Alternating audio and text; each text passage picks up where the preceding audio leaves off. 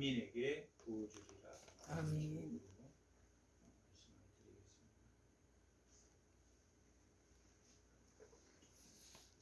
요엘 선지자는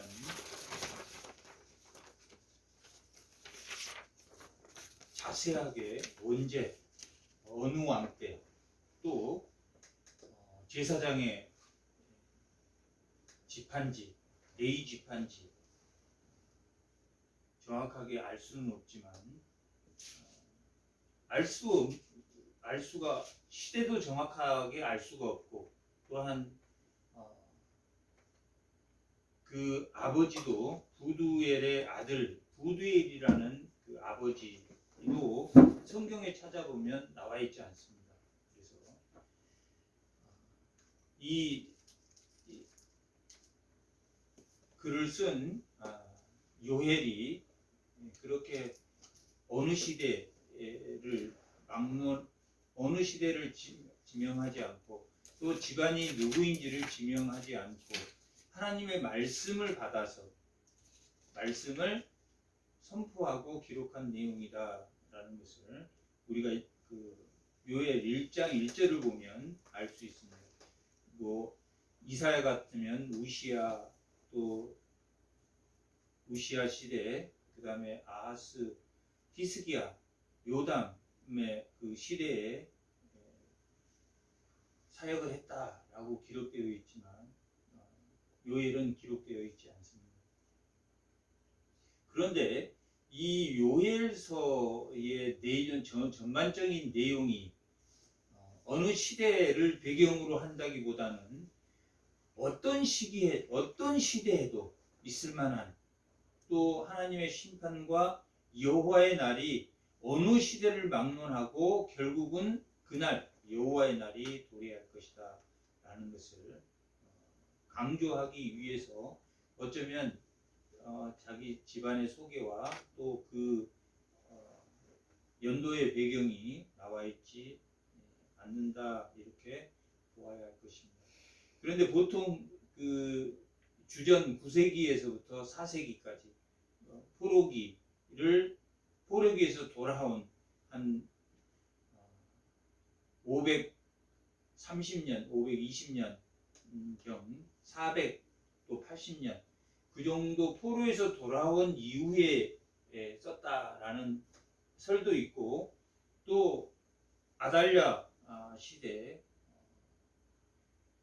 요아스가 왕이었던 그 시대에 썼다는 설이 있기 때문에 여러 가지 설이 있기 때문에 차라리 이 요엘서는 어느 시대를 막론하고 하나님의 심판이 이루어질 것이고 또한 그 여호와의 날에 하나님이 그들을 구원할 것이다 라는 메시지를 가지고 있어서 시대를 지명하지 않는 게 오히려 더 이 요엘서를 파악하는 데는 더 좋다라는 것을 우리가 알 수 있습니다.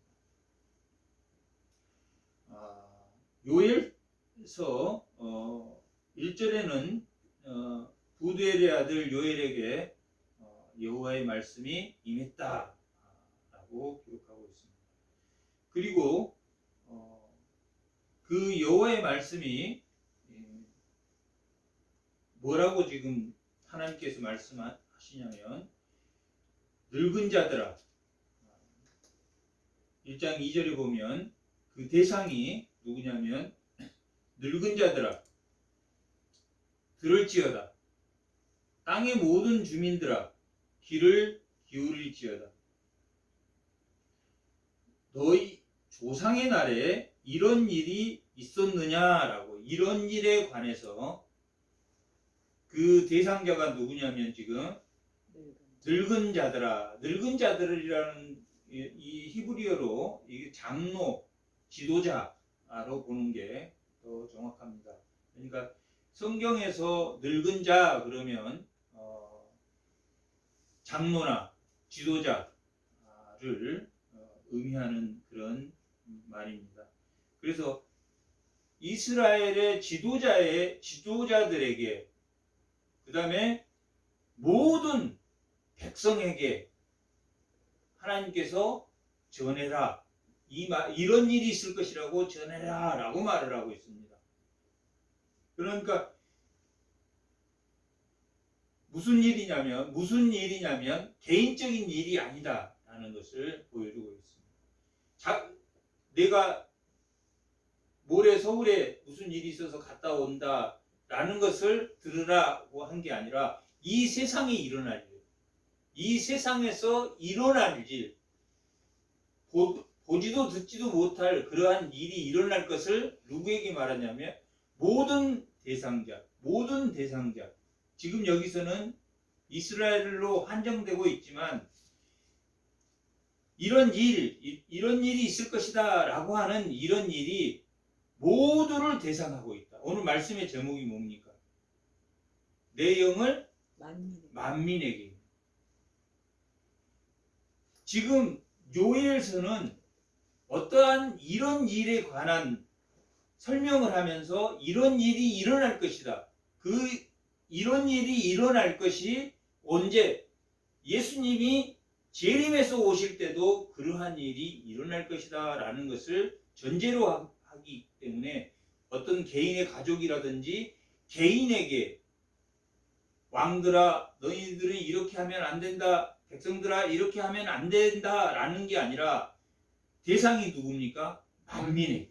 오늘 말씀의 제목이 만민, 그리고 요엘이라는 그 선지자가 어떤 시대적 배경이나 어떤 가족사나 이런 것이 나오지 않았다는 것은 어떤 가족에 대한, 공동체에 대한 전체 만민에게, 만민이 대상되는 사건이 일어나고 만민을 대상으로 하는 구원의 사건이 일어난다 하는 것을 보여주는 것이 요엘서입니다.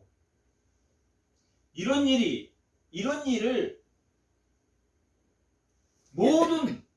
모든 대상자에게, 이건 세계적으로 어떤 일이 벌어질 거야 라는 것을 누구에게? 늙은이에게, 그 다음에 모든 백성에게 이런 일이 일어날 것이다. 그 일이 어떤 일이냐면 3절에 보면 너희는 이 일이 이런 일입니다. 이런 일이 일어날 거야. 이 일을 누구에게도, 너희 자녀에게도 말하고, 너희 자녀는 누구에게? 자녀에게 말하고, 그 자녀는 후세에게, 후세의 자녀. 이건 누가 알아야 된다는 이야기입니까? 만민이 다 알아야 돼. 만민이 다 알 이런 일, 만민이 다 알아야 하는 이런 일이 일어날 것이다. 만민이 다 알아야 돼. 끔찍한 그런 일이 일어날 것이다. 근데 그것을 알아야 되는 대상이 누굽니까? 만민. 세계적으로 지금 소련하고 우크라이나하고 전쟁하면 국지적으로 거기만 전쟁을 하는데, 지금 요엘서에서 말하는 이 일은 세계적으로 다 알아야 돼. 모든 사람에게, 만민에게 해당되는. 그래서 지금 하나님은 요엘에게 하나님의 당시 구약은 하나님의 선민이었던 이스라엘 백성에게 말하고, 지도자들에게 말하고, 너희 자녀에게도 말하고, 자녀의 후손까지 이 일을 알아야 된다. 그럼 이 일이 뭐냐면 4장에 나와 있는 이 일입니다. 이 일이. 파충이가 남긴 것을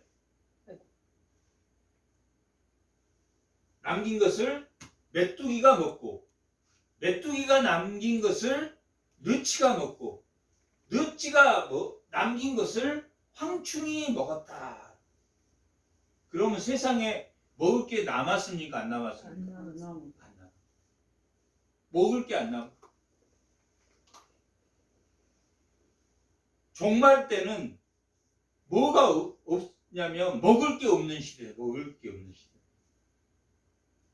여기는 파충이, 메뚜기, 느치, 황충, 이렇게 네 가지가 나옵니다. 파충이, 메뚜기, 느치, 황충, 이렇게 네 가지가 나오는데, 우리도 개가 종류가 셋바트, 뭐 진돗개, 뭐 시바, 뭐 이렇게 종류가 여럿이 있듯이 메뚜기의 종류라고 보아도 됩니다. 어떤 사람은 메뚜기가 자라는 과정이다 이렇게 보는, 어떻게 보아도 상관없습니다. 이 메뚜기가 뭐가 여기서는 중요한 겁니까? 파충이가 남긴 것을 메뚜기가 뭐 했다는 이야기입니까? 먹고, 메뚜기가 남긴 누치가 먹고, 누치가 먹는 것을 항춘이 먹어서 먹을 게 있다라는 이야기입니까? 먹을 게 없다. 여기서 말하고자 하는 것은 먹을 게 하나도 없다. 먹을 게 하나도 없다. 이 메뚜기 떼가 얼마 전에도 중동에서 보통 이 나르는 이 메뚜기 떼들은, 비황이라고 하는 이 메뚜기 떼들은 보통 1억에서 1000억 정도의 떼들이 몰려다니기 때문에 그냥 어디 자리에 앉으면, 그런데 지금 여기서 말하는 이 메뚜기 떼의 출현은 그 정도보다 더 끔찍한, 먹을 게 하나도, 세계적으로, 이게 지금 어느 한 지방에서만 그런 게 아니라 세계적으로 새카만 하늘이 안 보일 정도로, 어두컴컴한 하늘이 안 보일 정도로 그러한 메뚜기 떼들이 나타나서 사람은 밖으로 나올 수도 없을 뿐만 아니라, 여기 지금 파리 모기가 지금 한 10마리만 있어도 불편할 텐데, 여기 메뚜기 떼가 꽉 차서 움직일 이런 일이 일어날 것이다 라고 기록하고 있습니다. 이런 일이 일어나면 농부들은 11절은 농부들아 너희는 부끄러워할지어다. 포도원을 가꾸는 자들아 고갈지어다. 이는 밀과 보리 때문이라. 밭의 소산이 없어진다. 뭐 때문에 지금 소산이 하나도 없어졌다고 했습니까?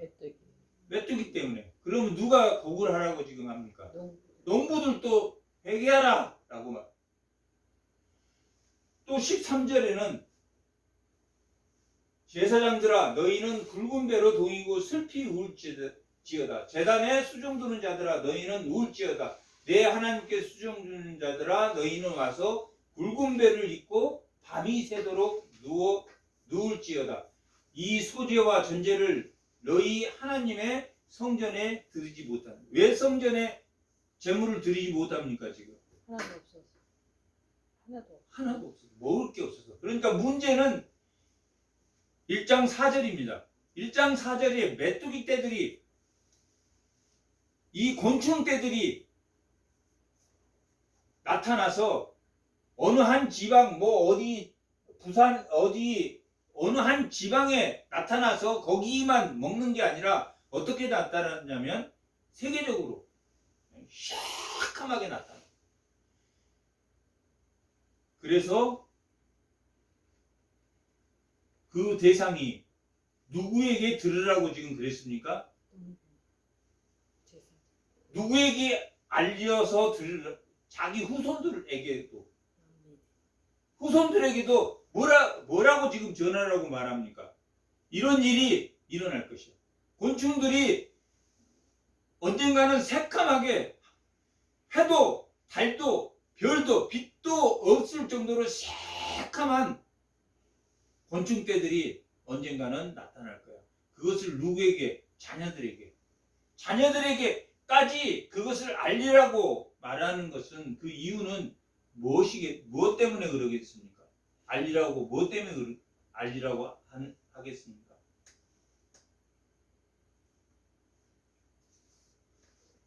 피할 자가 있습니까? 없습니까? 없습니다. 피할 자가 없다라고 기록하고 있는 것이 1장 1절에서부터 2장 11절까지의 내용입니다. 2장 11절까지는 제사장도 곡해야 되고 즐겁게 술 마시는 자도 곡해야 되고 농부들도 곡해야 되고 모든 사람들이 다 먹을 게 없어서 곡할 그런 날이 올 것이다. 피할 자가 없을 것이다. 2장 1절.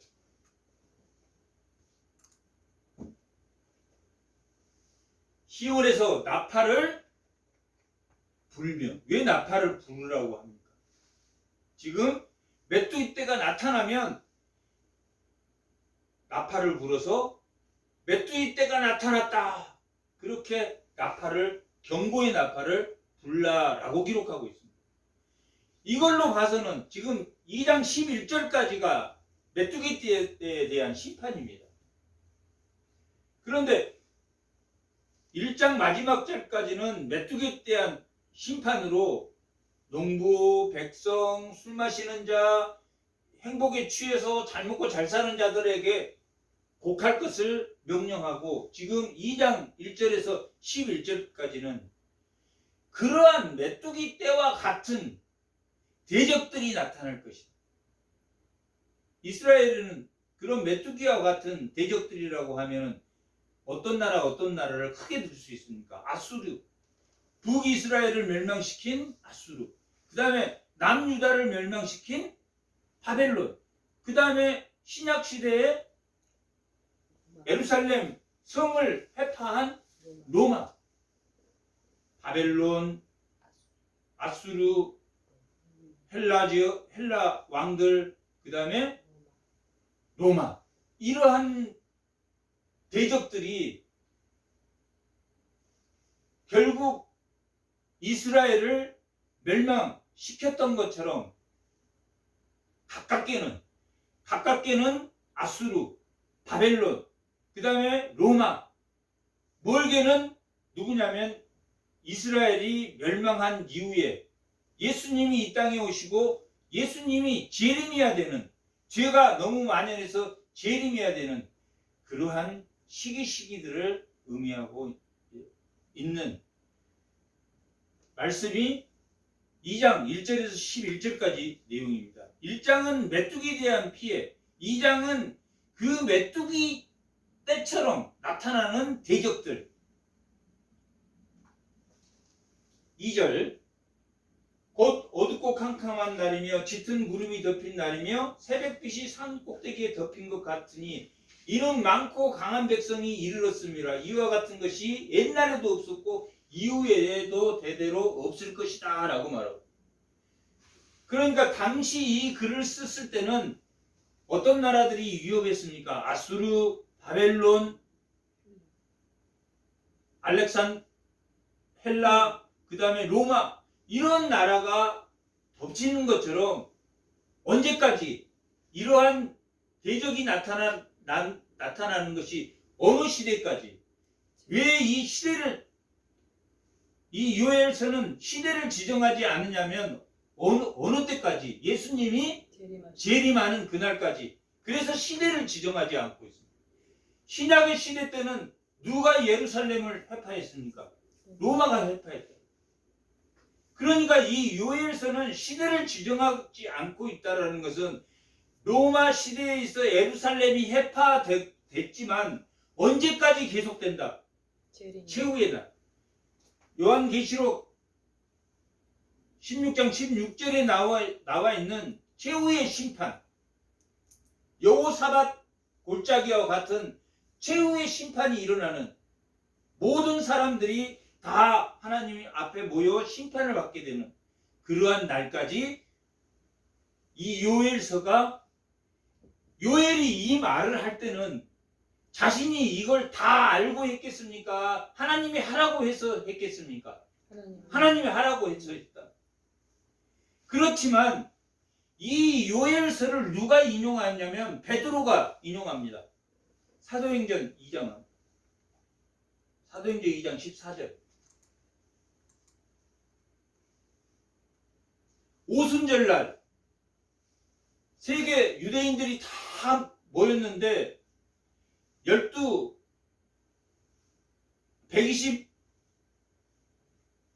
120명의 그 사도들의 또 그 제자들이 모여서 마가의 다락방에서 기도를 하면서 방언을 하기 시작했습니다. 그래서 그 방언을 하는 그들을 보고 술 취했다라고 말해요. 술 취했다. 그래서 베드로가 그 술 취했다고 말하는 경건한 유대인을 향해서 말한 내용이 이 내용입니다. 베드로가 11사도와 함께 서서 소리를 높여 이르되 유대인들과 예루살렘에 사는 모든 사람들아 이 일을 너희로 알게 할 것이니 내 말에 귀를 기울여라. 지금 이 요엘서가 시작할 때 1장 2절에도 뭐라고 말했습니까? 내가 말할 거니까 귀를 기울여라. 대상이 누굽니까? 만민들.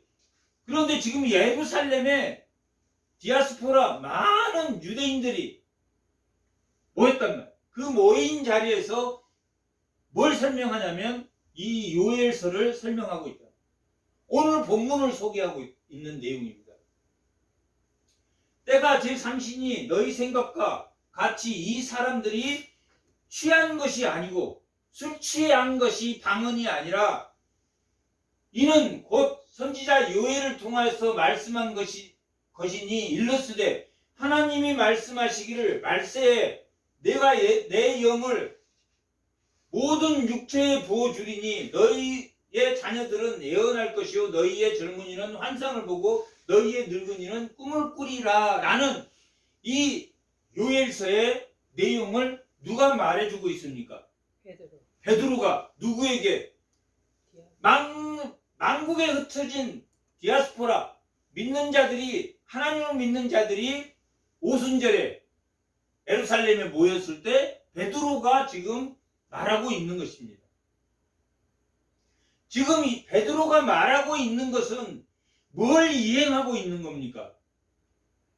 요엘서에 너희들은 누구에게 이 말을 전하라고 했습니까? 후대에도 이 말을 전하라고 했는데 베드로가 하필이면 예루살렘 120문도가 모여서 기도하고 있을 때 하나님이 성령이 임했단 말이에요. 성령이 임함으로 방언을 할 때 이들이 술 취했다 하는데 그 성령을 부어준 사건을 들어서 이 요엘서를 들어서 성령 사건을 이야기하고 있습니다. 결국은 이러한 심판 가운데 2장 11절까지는 심판입니다. 어떤 심판이 내려진다고 그랬습니까? 먹을 게 없는 심판.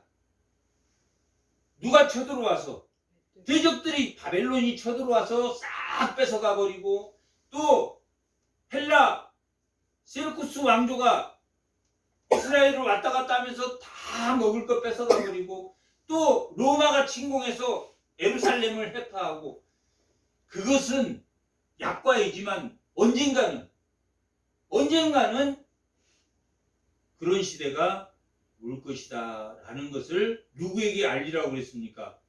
그 후손들에게 알리라. 그런데 이 사건이 심판으로만 끝난다면 문제는 아무것도 아닙니다. 살아날 자가 있다고 했습니까? 살아날 자가 없다고 했습니까? 없다. 2장 2절 4절. 아니 요엘 2장 4절. 요엘서 3절. 다 같이 한번 읽어보겠습니다. 불이 그들의 앞을 사르며 불꽃이 그들의 뒤를 태우니 그들의 예전의 땅은 에덴 동산 같았으나 그들의 나중의 땅은 황폐한 들 같으니 그것들을 피할 자가 있습니까? 없습니까? 피할 자. 지금 베드로가 디아스포라라는 것이 뭡니까? 유대인을 핍박해서 전부 다 피한 사람들이에요. 전부 다 피한 사람. 피할 자가 없는데 어떤 사람은 피한다는 이야기입니까? 하나님 피할 자를 두었다. 하나님이 피할 자를 두었다라는 내용이 2장 12절에서 3장 마지막 절까지 1장 1절에서 2장 11절까지는 뭐 할 자가 없습니까? 피할 자가 없어요. 대상은 누굽니까? 만민이란 말이에요. 이스라엘의 한 가정의 사건, 이스라엘 공동체의 사건이 아니라 이 만물에 관한 사건입니다. 모든 피조물이 다 메뚜기 떼들이 와서 다 하나님의 대적이 다 점령해서 그들에게 굽신거리지 않으면 먹을 수 없는 상황이다. 메뚜기 떼는 상징입니다. 하늘이 안 보일 정도로 메뚜기 떼들이 나타나는 것처럼 하나님의 대적 마지막 적 그리스도는 그러한 존재다. 피할 자가 아무도 피할 자가 없는데 하나님 피할 자를 두셨겠습니까? 안 두셨겠습니까? 두셨단 말이에요. 2장 12절 다 같이 한번 여호와의 말씀에 너희는 이제 나도 금식하고 울면 애통하고 마음을 다해서 하나님에게로 뭐라고 합니까? 슈브 돌아오라 회개하라. 슈브가 구약에서는 슈브가 회개라는 뜻이라고 그랬죠. 너희는 돌아오라 하셨다. 내게로 돌아오라. 회개하라. 회개한 자는 피할 자가 있다 없다? 있다. 피할 자. 어떤 상황에서 피할 자가 있다는 이야기입니까? 먹을 것이 없네. 대적이 완전히 장악해버려서 그 대적이 빵 쪼가리 하나라도 주지 않으면 끔찍도 못하는 시. 그럴 때 하나님에게 돌아오면 그러한 일을 내가 일어나지 않겠다. 일어나지 않게 하겠다라. 내게로 돌아오라. 너희는 옷을 찢지 말고 마음을 찢어라. 옷을 찢는다라는 것은 구약 때 옷을 찢고 금식하고 이런 것은 옷을 찢는다는 것은 외형적인 거에 사람이 자기를 외형적인 모습으로 드러내는 자기를 나타내는 외형적인 모습. 단정하게 입고 깨끗하게 입고 하는 것은 기독교인도 당연히 해야 되는 거지만 외형으로 자기를 보이지 않겠다. 그럼 뭘 찢으라는 이야기입니까? 마음을 찢었어. 구약 때는 옷을 찢었어. 그런데 옷을 찢었다고 마음이 찢어진 건 아니라니. 내가 살인하지 미워하면서도 미워하는 것이 살인하는 것이다 라고 예수님이 말한 것과 동일한 지금 말입니다. 너희가 나는 외형적으로나 내적으로나 금식은 내적으로도 내가 참겠다. 영적으로도. 그 다음에 육신적으로 옷을 찢는 것은 육신적으로 나타내는 것들 정욕이나 이런 것들을 내가 없애겠다라는 의미로 옷을 찢고 금식을 하는데 옷을 찢지 말고 겉으로 옷만 찢고 속은 변하지 말고 뭐가 변해야 된다면 마음이 변해야 돼. 하나님께 돌아온다는 것은 마음이 변해야 돼. 마음이 변하고 너희 하나님 여호와께로 돌아올지어다. 마음이 변해서 돌아와야 된다. 그러면 재앙을 내리겠다 내리지 않겠다. 내리지 않겠다. 여호와께 돌아오라. 그는 은혜로우시며 자비로우시며 노하기를 더디하시며 이내가 그시사 하나님 뜻을 돌이켜 무엇을 내리지 않겠다고. 재앙을 내리. 메뚜기 재앙을 내리지 않겠다. 메뚜기 재앙은 어떤 의미를 가지고 있냐면 대적자들을 의미하고 바벨론이나 하나님을 대적하는 대적자들을 의미하고 그 메뚜기가 또한 요한 계시록에 가면 9장에 보면 악한 영을 메뚜기로 표현하고 있습니다. 그러니까 하나는 메뚜기 자체의 재앙, 두 번째는 이 메뚜기 재앙은 대적자들을 나타내는, 세 번째는 악한 영이 괴롭히는 것. 이러한 재앙을 세 개 다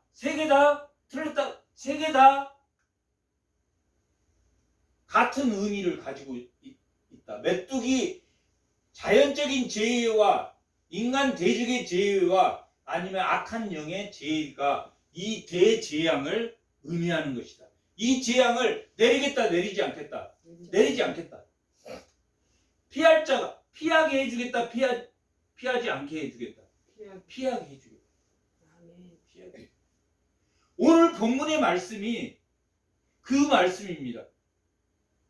어떻게 피하게 해준다는 이야기입니까? 내 영을 부어줘. 지금 베드로 사건이 예루살렘에서 방언한 그 사건이 재앙에 예수님이 이 땅에 오신 초림에서 지금 오늘 본문 28장 2장 28절에서 32절까지는 예수님의 초림입니다. 예수님이 이 땅에 오셔서 뭐 했습니까? 우리를 대속하고 죽으시고 부활하시고 승천하시고 성령을 부어줬다. 예수님이. 오늘 본문이 예수님의 승천하시고 성령을 부어진 사건입니다. 그러면 이 사건과 연관해서 그 성령을 받은 사람은 뭘 막아주겠다는 이야기입니까? 재앙을 막아주겠다. 그래서 유대인들이 왔을 때 많은 흩어진 자, 많은 디아스폴라나 골로새 지방이었던 부르기아 지방에서나 또 서바나에서나 이달리아에서나 많이 흩어져 있는 다 유대인들이 모였을 때 요엘서에 나타난 그 영을 부어주겠다 하신 그분이 죽으시고 부활하시고 승천하시고 하나님 우편에 계시면서 뭘 보내주었다? 영을 보내주는 사건입니다. 우리가 지금 방언하고 있는 것이 무슨 사건입니까? 하나님께 뜻을 돌이켜 재앙을 내리지 않게 하는, 재앙을 내리지 않게 하려고 하나님이 이 요엘서 1장 2절에 뭐라고 했습니까? 늙은이와 모든 백성과 그 자녀와 그 자손의 후대까지 뭘 알리라고 그랬습니까? 이 일을 알리. 메뚜기 재앙과 대적의 재앙과 악한 영의 재앙을 의미하는 이 메뚜기 재앙이 언젠가는 있을 것이다. 그러나 피할 자가 있다 없다? 있다. 아멘. 피할 자가 있는데 뭘 받은 사람이냐? 하나님의 영을 받은 사람. 그렇게 누가 설명했냐면 베드로가 설명하고 있다. 베드로가 2장 2절 14절에서 그렇게 베드로가. 그래서 몇 명이 변화됐습니까? 3,000명이. 그 사건이야? 요엘 그 사건이야? 요엘서에서 말한 내 영을 부어준 그분이 이 땅에 초림해서 오셨고 예수님이 초림해서 오셨다는 것은 뭐가 시작됐다는 이야기입니까? 재앙이 시작됐다. 종말. 그래서 예수님의 초림과 재림을 종말론적 시기라고 해요. 종말론적 시기. 종말이 시작됐다. 마치 노아의 방주가 만들어지고 비가 쏟아지는 것처럼 예수님이 이 땅에 오셔서 이 재앙을 피할 자는, 지금 베드로가 그렇게 설명해요. 이 재앙을 피할 자는 성령을 받아야 된다. 요한복음 20장 22절.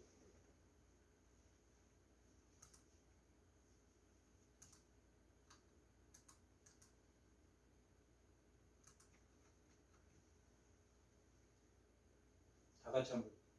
이 말씀. 지금 예수님이 죽으시고 죽은 다음에 누구에게 나타났냐면 제자들에게 나타나서 너희에게 평강이 있을지어다. 아버지께서 나를 보내신 것 같이 나도 너희를 보내느니라. 이 말씀을 하시고 그들을 향해서 숨을 내쉬며 이르시되 뭘 받아라? 성령을 받아라. 죽으시고 일어나서 성령을 받아라 라고 말했다. 그리고 120명의 문도들이 모여서 기도할 때 성령이 임한 사건이 사도행전 2장에 나타나. 1장에 나타나서 2장에 많은 사람들이 몰려온 그들을 향해서 지금 베드로가 이 요엘의 말씀이 누구에게 전하라고 한 말입니까? 후손들에게. 이건 이스라엘에 대한 한 사건의 이야기입니까? 아니면 모든 만민에 대한 사건의 이야기입니까? 모든 만민에 대한 사건. 그래서 요엘서는 시대도 나오지 않고 그 부모가 뭘 했는지도 여기서 나올 때 성전이 나오고 제사장이 나오고 하니까 아마 요엘은 레위 지파였을 것이다 라고 말하지만, 그리고 어떤 경우에는 9세기에서부터 4세기, 3세기, 5세기까지 요엘은 언제 어느 시기에 이 글을 썼다라고 말할 필요도 없습니다. 모든 세대가 알아야 되는. 그리고 이 내용이 짧습니까? 깁니까? 짧다. 내용은 뭡니까? 메뚜기 재앙을 보낼 거니까 뭘 해라? 내 영을 받아라. 메뚜기 재앙은 심판, 내 영을 받아라, 구원. 두 가지 메시지로 됐다. 구원. 이 모든 선지자는 무엇과 뭘로 되어 있습니까? 구원과 심판과 구원이라는 메시지를 두고 있다. 그런데 심판은 뭘 심판합니까? 죄를 심판한다. 우상을 심판해. 그러니까 심판 내용에는 뭐가 나옵니까? 내용이 죄와 우상이 나오고, 구원에는 뭐가 나오겠습니까? 회개. 그래서 1장 11절까지는 심판, 회개가 나오는 12절부터 마지막 절까지는 구원. 회개해라. 돌아와라. 돌아오는 자는 뭘 주겠다? 하나님의 영을 주. 언제? 예수님이 있다는 것을. 그 자는 피한다, 피하지 못한다. 피할 것이다. 오늘 본문의 내용이 내 영을 받은 자는 여호와의 이름을 부르는 자, 하나님의 부름 받는 자, 피할 자다.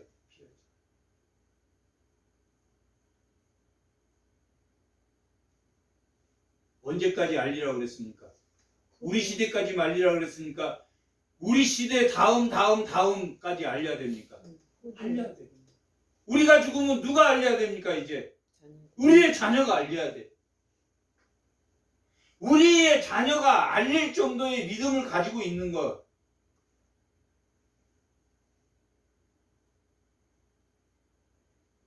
그 알리는 것이 복음입니다. 오늘 2장 28절에서 32절까지는 예수님의 초림입니다. 예수님이 이 땅에 오셔서 죽으시고 승천하셔서 성령을 주신 내용입니다. 그러면 3장의 내용은 무슨 내용이겠습니까? 마지막 심판, 예수님이 재림할 때의 심판.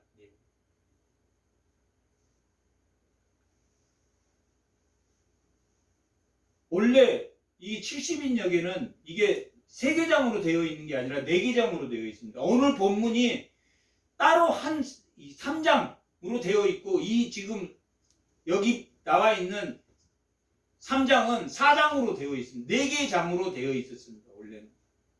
그러니까 지금 예수님의 초림, 복음이 오늘 본문 28장에서 32장까지가 예수님이 이 땅에 오셔서 우리의 대속물이 되어주시고 십자가에 죽으시고 승천하시고 하나님 우편에서 성령을 보내주는 사건. 그 다음에 3장은 최후의 심판이 일어난, 최후의 심판. 구원은 무엇과 무엇이라고 그랬습니까? 심판과 신원, 갚아주심. 그 마지막 3장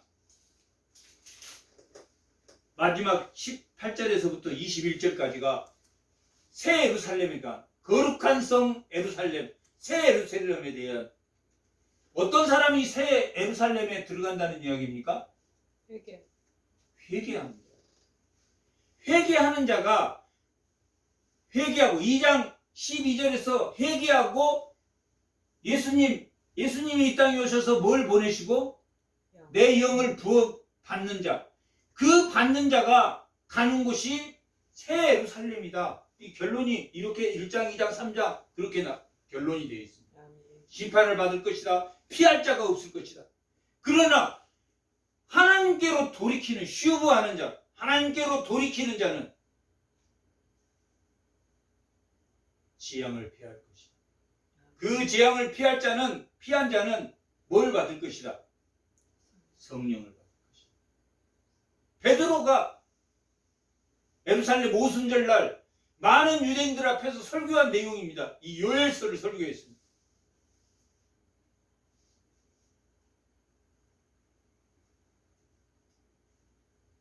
그러면 최후의 심판 예수님이 재림할 때 마지막 새 예루살렘에 너희가 그 새 예루살렘이 피난처요 요새가 될 것이다. 16절 3장 16절 다 같이 한번 읽어보겠습니다. 여호와께서 시온에서 부르짖고 예루살렘에서 목소리를 내시리니 하늘과 땅이 진동하리로다. 그러나 여호와께서 그의 백성의 피난처 이스라엘 자손의 산성이 되시리라. 누가? 예수님께서 피난처가 되시고 예루살렘의 산성이 되실 것이다 라고 말합니다. 이 피난처와 이 산성이 무엇이다? 이 17절에 이 피난처와 산성에 대해 설명하는 게 17절 마지막 절. 그러니 너희는 나는 내 성산 시온에 사는 너희 하나님 여호와인 줄을 너희가 알 것이다. 어떤 사람입니까? 지금 하나님의 영을 받고 회개하는 자들이 이 하나님을 알게 된단 말이에요. 왜 알게 되었습니까? 아 진짜 하나님을 믿는 자는 피할 길이 있었네 라고 알게 됩니다. 그런즉 이런 일을 있구나 언젠가는. 근데 우리는 보이는 거에 대한 싸움입니까? 보이지 않는 거에 대한 싸움입니까? 보이지 않는. 보이는 거에 대한 싸움을 우리는 싸우고 우리는 뭘 믿습니까? 보이지 않는 것을 믿는단 말이에요. 하나님의 시간은 하나님이 태초를 만들고 인간은 우리가 언제 태어났습니까? 59년에 태어나서 59년, 60년, 61년 과거로부터 내가 쭉 자라왔단 말이에요. 시간이 과거에서부터 쭉 오늘의 나라로 오지만 시간은 어디에서부터 옵니까? 미래에서 와서 과거로 지나가던 시간 자체는 왜 그렇습니까? 왜? 하나님이 시간을 정할 때는 태초라는 시간을 정하고 끝나는 시간도 하나님이 정했습니까? 정하지 않으셨습니까? 정했단 말이에요. 우리 생각에는 우리는 미래라는 것은 앞으로 올 일이다 라고 생각하지만 하나님께서는 이렇게 시간을 만든 게 아니라 수평적으로 태초에서 예수님이 재림할 때까지 이 시간을 하나님 만드셨단 말이에요. 하나님은 시간을 압니까 모릅니까? 안단 말이에요. 그리고 시간은 어디서부터 와요? 여기서부터 오고 과거는 우리는 과거에서부터 쭉 내가 자라온 것 같지만 하나님의 시간은 태초와 예수님이 재림한 알파와 오메가라고 말하고 있는 것은 하나님의 구원 계획이라는 것은 시작과 끝이 알파와 오메가라. 우리 생각에 그게 보이는 겁니까? 보이지 않는 겁니까? 보이지 않는 사실이란 말이에요. 하나님의 시간을 정해놓고 그러니까 하나님의 시간이라는 것은 오늘 안에 있습니까? 없습니까? 있어요. 오늘 안에 있다. 뭘로? 과거의 기억으로 오늘이라는 시간에 들어있다. 그게 나를 믿게 하는 거예요. 하나님을 경험한 것, 과거의 기억이 믿음으로 오늘의 은혜 가운데 있고 미래는 뭘로 오늘 가운데 있습니까? 기대로 있단 말이에요. 우리는 하나님의 알파와 오메가라는 것을 알기 때문에 하나님의 구원 계획 안에 그 마지막 재림의 끝이라는 것을 여기서 말하는 그런즉 너희가 나는 내 성산 시온에 사는 너희 하나님이 여호와인지를 지금 알 것이다. 이 말을 설명합니다. 이 날이 오는 건 우리는 알지만 언젠가는 오겠습니까? 안 오겠습니까?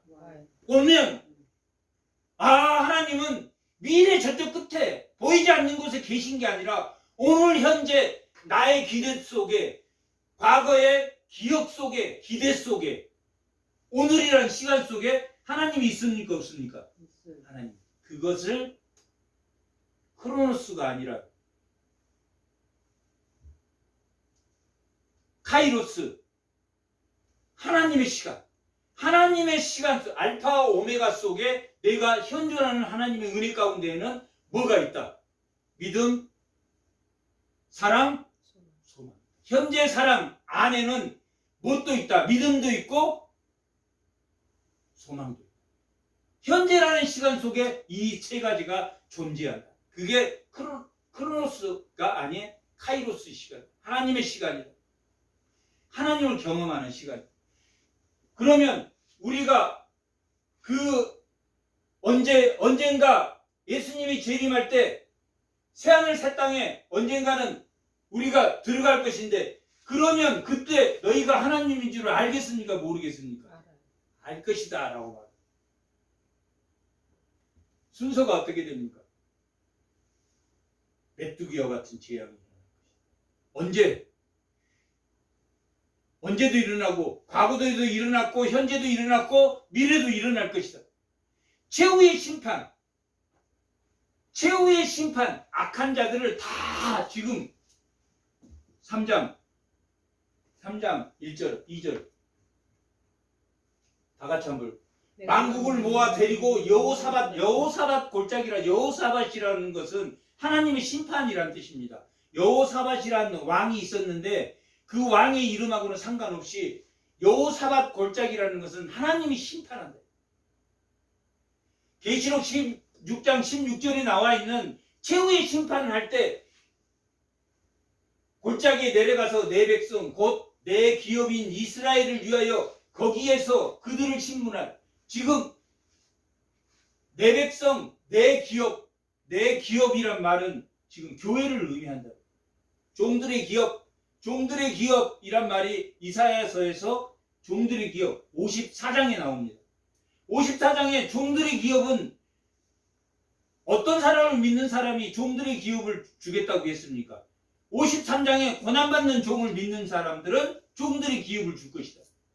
그 53장까지는 종에 대한 이야기, 고난받는 종에 대한 이야기. 57장에서는 비로소 종들, 그 고난받는 종을 믿는 그 종들, 그들을 위해서 심판은 누구를 위해서 합니까? 그 종들을 위해서. 기업인 이스라엘이나 믿는 사람을 위해서 죄를 소멸시켜야 되니까. 새하늘 새 땅은 죄가 있습니까? 없습니까? 죄가 존재하지도 않고 죄가 없는 것이라. 그러니까 마지막 심판이 이 3장에서 일어나. 죄를 다 소멸시켜. 만국의 죄를 다 심문한다. 거기에서 그들을 심문하는 이인 그들이 이스라엘 나라 가운데 흩어버리고 나의 땅을 나누었습니다. 이게 뭐냐면 대적들은 끊임없이 누구를 괴롭힌다? 하나님의 믿는 자, 하나님의 영을 받는 자, 고난받는 자, 종들을 소년을 기생과 바꾸며 소년을 술과 바꿔 먹는다. 대적들은 이러한 대적들을 하나님이 다 처치한다, 처치하지 않는다. 어디에서? 여호사밧 골짜기로 다 모이게 해서 많은 사람이 그 골짜기에 모일 것이다. 그래서 심판이 일어날 것이다. 그리고 뭐하는 사람은 회개해서 내 영을 부어받는 자는 산성이고 피난처가 될 것이다. 산성이고 피난처가 될 것이다. 그것이 마지막 거룩한 성 예루살렘. 마지막 그 예루살렘. 예수님이 재림에서 올 그곳이 될 것이다 라고 이 요엘서는 끝내고 있습니다. 1장부터 3장까지의 전체적인 내용에 두 가지 메시지. 하나는 심판. 하나는 심판인데 어떤 심판? 메뚜기와 같은 심판. 그 메뚜기의 형태로 대적들이 누구를 괴롭혀? 하나님의 백성들을 괴롭혀. 피할 자가 있다 없다. 피할 자가 없을 건데 뭐 하면 피할 수 있다. 회개하면 피할 수 있다. 그게 2장 12절. 회개하면 피할 수 있고 그 피할 자에게는 뭘 부어준다? 하나님의 영. 내 영을 부어준다. 대상은 만민. 늙은이, 청년, 남종과 여종, 모든 대상이다. 두 대상. 누구를 믿는, 회개하고 돌아오는 자. 이스라엘뿐만 아니라 회개하고 돌아오는 자. 그리고 마지막 3장에는 모든 하나님의 대적을 다 모아서 여호사밧 골짜기에서 그들을 심판할 것이다. 그러나 누구는 피하게 된다.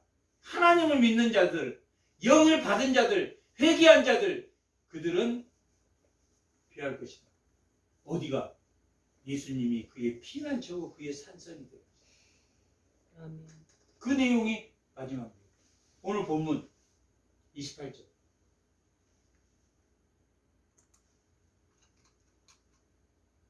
자, 이제 28절부터 읽어보면 이제 다 아는 거, 다 아는 거.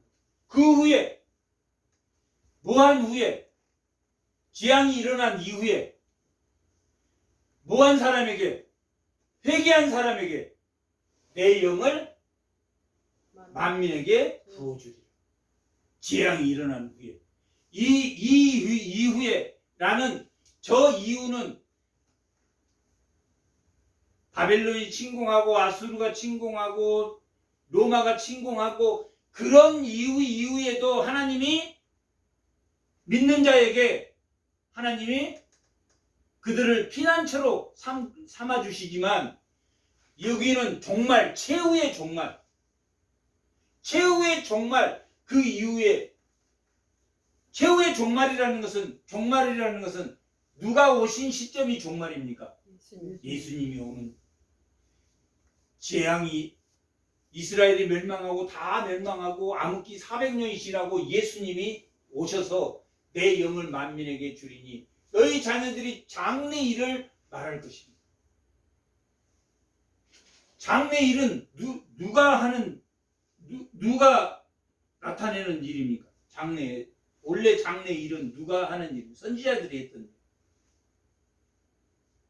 장래는 미래의 일을 알려준다라는 의미도 있고 두 가지가 있습니다. 또 하나는 장래 일을 말한다라는 것은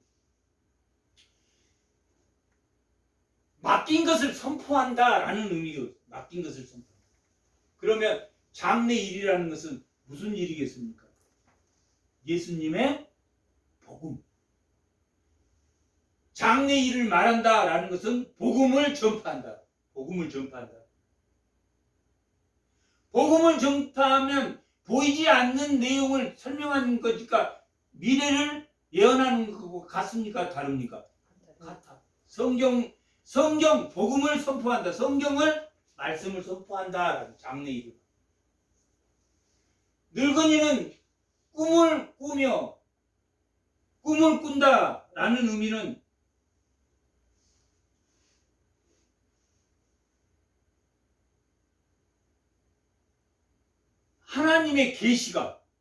하나님의 계시를 나타낸다. 하나님의 계시, 늙은이는 꿈을 꾼다라는 정확한 의미는 하나님의 일을 성취한다. 하나님의 계시를 누구를 통해서? 이 늙은이를 통해서 나타내게 한다. 계시. 그럼 무슨 역사가 쓰여지겠습니까? 하나님의 계시의 역사가 써집니다. 선지자는 뭘 쓴 사람입니까? 하나님의 계시를 기록한, 역사로 기록한 사람이 선지자다.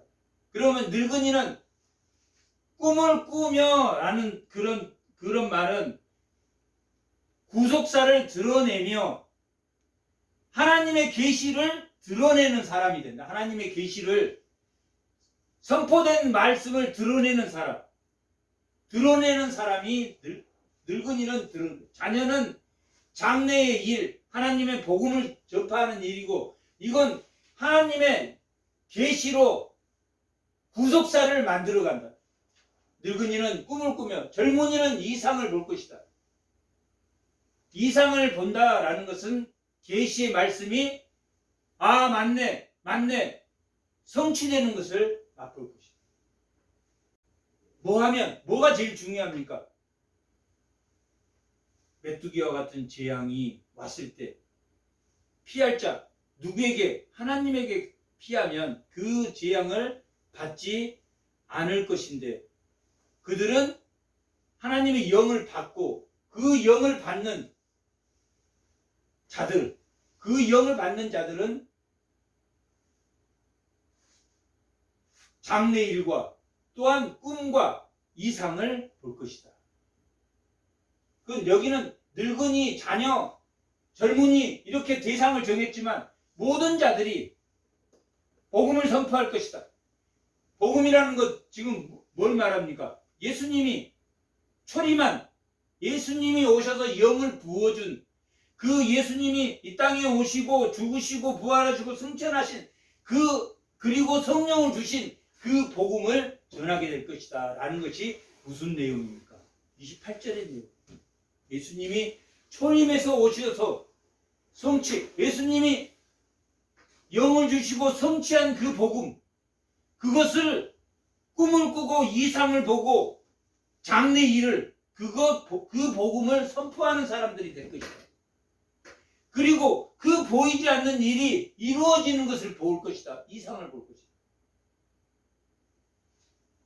그때 내가 또 내 영을 남종과 여종에게 부어줄 것이다. 언제부터?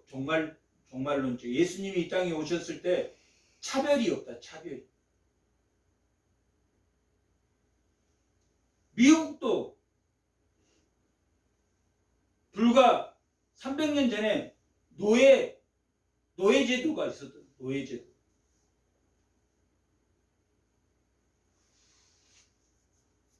그런 여종과 남종. 지금 이 노엘서가 기록될 때는 종과 주인은 엄청난 신분의 차이가 있었을 때 그때는 지금 이 말을 요엘이 하고 있었지만 정확히 하나님이 이렇게 말을 하라고 해서 했을 뿐이지 정확히 알았다 몰랐다. 정확히 몰랐다. 그러나 지금 세상은 옛날에 비하면 성취된 겁니까? 안 됩니까? 어느 정도는 성취가 됐다. 어느 정도는 성취가 됐지만 완전히 성취됐다고 볼 수 없어요. 완전히 형식적인 성취는 이렇다. 형식적인 성취는 노예와 지금은 노동조합이 있고 사업자가 있는 반면에 아래로부터 권력인 노동조합도 있단 말이에요. 그렇지만 사업자 아래에 있는 존재지만 지금 새하늘 새 땅 하나님의 나라는 뭐가 없는 나라다. 차별이 없는 나라. 또한 30절 내가 이적을 하늘과 땅에 베풀며 곧 피와 불과 연기 기둥이라. 지금 이 30절은 하나님의 심판을 하나님의 임재와 심판. 하나님이 임재한 곳에 죄가 있을 수가 있습니까? 없습니까? 죄가 있을 수가 없어요. 그래서 하나님은 불로도 나타난 나답과 아비후가 뭐에 타서 죽었습니까? 불이 떨어져서 죽었지만 몸만 탔고 옷은 탔습니까? 안 탔습니까? 안 탔다. 그 신기하게 몸은 안 탔다. 그게 하나님의 임재를 나타내는 하나님의 임재. 하나님의 임재 여기 세 개다. 피, 불, 연기 기둥, 구름 기둥과 불 기둥이 움직이는 것처럼 다 하나님의 임재를 나타내. 하나님의 임재는 죄와 함께 임재하십니까? 못합니까? 못한. 그래서 성도는 하나님 앞에 이 불과 연기와 피와 같은 그 하나님의 임재 가운데 나아갔을 때 공력을 시험 받는다고 했습니까? 시험 받지 않는다고 했습니까? 공력을 시험. 나무와 풀과 집과 같은 공력을 가지면 하나님 앞에 나아가면 뭐 해진다고 그랬죠? 타버린다. 그래서 무엇과 무엇 같은 공력을 가지라고 그랬습니까? 금, 은, 보석과 같은 공력. 불에 타지 않는 공력을 너희가 갖. 그런 믿음을 갖춰야 된다. 그래서 2장 12절에 뭘 찢으라고 그랬습니까? 옷을 찢지 말고 뭘 찢으라고 그랬습니까? 마음을 찢으라. 제사보다 하나님은 뭘 더 좋아한다고 그랬습니까? 인애를 좋아. 마음을 찢는 걸 좋아한다. 마음을 찢는 걸. 제사는 뭘 위해서 드리는 겁니까? 마음을 찢기 위해서. 마음을 찢기 위해서. 누구든지 여호와의 이름을 부르는 자는 영을 받는 자, 회개하는 자는 2장 12절에 회개하는 자는 여호와의 이름 부르는 자. 그들은 피할 길이 있다 없다? 있다. 구원을 받을 것이다. 이는 나 여호와의 말대로 시온산과 예루살렘에서 무할 자가 있느니라. 피할 자. 피할 자라고 아예 여기는 정확하게 피할 자가 있다. 어디에서 피할 자입니까? 팥죽이가 남긴 것을 누가 먹고 메뚜기가 먹고 메뚜기가 남긴 것을 느치가 먹고 느치가 남긴 것을 황충이 먹었는데 그러한 재앙 가운데도 피할 자가 있다. 회개하는 자가 피할 자고 영을 받는 자. 그 회개하는 자가 하나님의 영을 받는 자고 그 피할 자가 있을 것이다. 남은 자 중에 나 여호와의 부름을 받는 자. 여기 지금 여호와의 이름을 부르는 자. 우리가 여호와의 이름을 주여 주여 주여라고 우리가 여호와의 이름을 부른다. 근데 여기서 이름은 히브리어로 쉔이라는 단어입니다. 근데 이 이름은 여호와의 이름은 하나님의 성품을 나타내는 이름. 하나님의 본질을 나타내는 이름. 하나님 본질을 안다는. 하나님의 성품을 닮아간다. 그러니까 그냥 여호와 주여 주여 하면 됩니까? 아니면 하나님의 성품을 닮아야 됩니까? 닮아야 된다. 여호와의 이름 쉔이라는 이름은 하나님의 성품을 의미하는. 하나님의 성품을 안다라는 것은 그분의 뜻을 안다는. 여호와의 이름을 부르는 자. 여호와의 이름을 부르는 자가 누구냐면 여호와께서 여호와의 부름을 받는 자예요. 그러니까 여호와의 이름을 부를 수 있는 자는 누가 허락한 사람입니까? 하나님이 허락한 사람. 회개는 누가 허락한 사람입니까? 하나님이 허락한 사람. 하나님이 허락한 사람. 자기가 회개하고 싶다고 회개가 됩니까? 안 됩니다. 천하 없어도 하나님이 회개시켜줘야 회개가.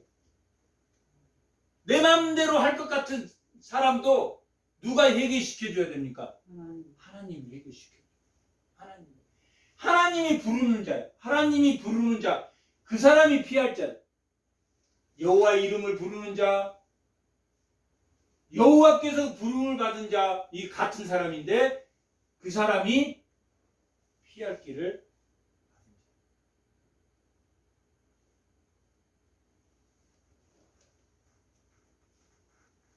만민에게 여호와의 재앙이 임할 것인데 모든 사람 그 모두가 그 재앙에서 피할 길이 없지만 하나님께로 돌아오는 자는 그 재앙을 피할 것이고 그 재앙을 피할 자에게 영을 부어줄 것이고 영을 부어주는 그 하나님의 은혜를 받은 자가 여호와의 이름을 여호와를 주라고 이름을 부를 것이고 그가 피할 자이며 하나님에게 부름받는 자.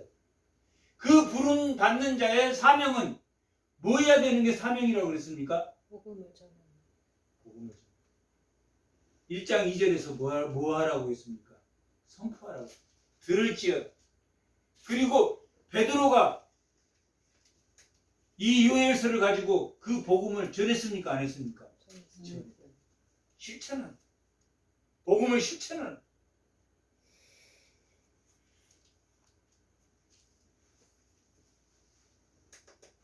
예수님의 초림에서 3장, 예수님이 재림할 마지막 심판, 그리고 새하늘 새 땅, 여호와가 피난처가 되고 산성이 되는 주의 성도들이 다 되시기 바랍니다. 아멘. 잠깐 기도하겠습니다.